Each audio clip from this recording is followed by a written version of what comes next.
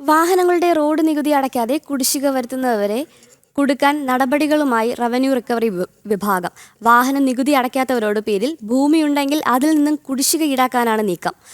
ഭൂമി വിൽക്കുമ്പോഴും കൈമാറ്റം ചെയ്യുമ്പോഴും കുടിശ്ശിക തടസ്സമാകും. സംസ്ഥാനത്താകെ 520 കോടിയോളം രൂപയാണ് വാഹന നികുതി കുടിശ്ശികയായി ഉള്ളത്. നികുതി അടയ്ക്കാത്തവർക്കെതിരായ നടപടികൾ കടുപ്പിച്ച് റവന്യൂ റിക്കവറി വിഭാഗം.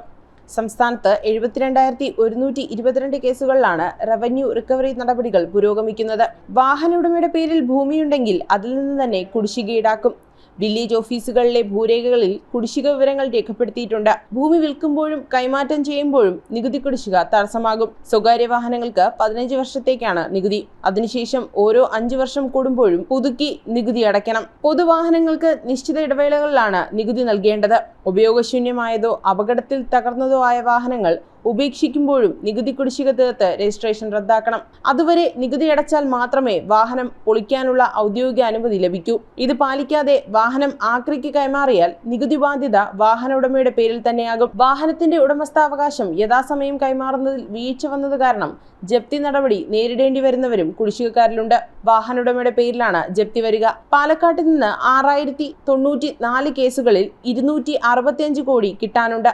മലപ്പുറത്ത് 6757 കേസുകളിൽ 108 കോടിയാണ് ലഭിക്കാനുള്ളത്. തൃശൂരിൽ 31.78 കോടി, എറണാകുളം 25.51 കോടി, കോട്ടയം 20.50 കോടി വീതം കുടിശ്ശികയുണ്ട്. 2015 മുതൽ 2024 വരെ കുടിശ്ശിക തീർക്കാൻ ഒറ്റത്തവണ തീർപ്പാക്കൽ പദ്ധതി ഉണ്ടായിരുന്നു. അംഗീകൃത പൊളിക്കൽ കേന്ദ്രങ്ങളില്ലാത്തതിനാൽ വാഹനം പൊളിക്കുന്നതിനുള്ള നടപടിക്രമങ്ങൾ ഇതുവരെ സങ്കീർണമായിരുന്നു. മോട്ടോർ വാഹന വകുപ്പിൽ നിന്നും പ്രത്യേക അനുമതി വാങ്ങി വാഹനം പൊളിക്കണമെന്ന വ്യവസ്ഥ ഭൂരിഭാഗത്തിനും അറിയില്ലായിരുന്നു.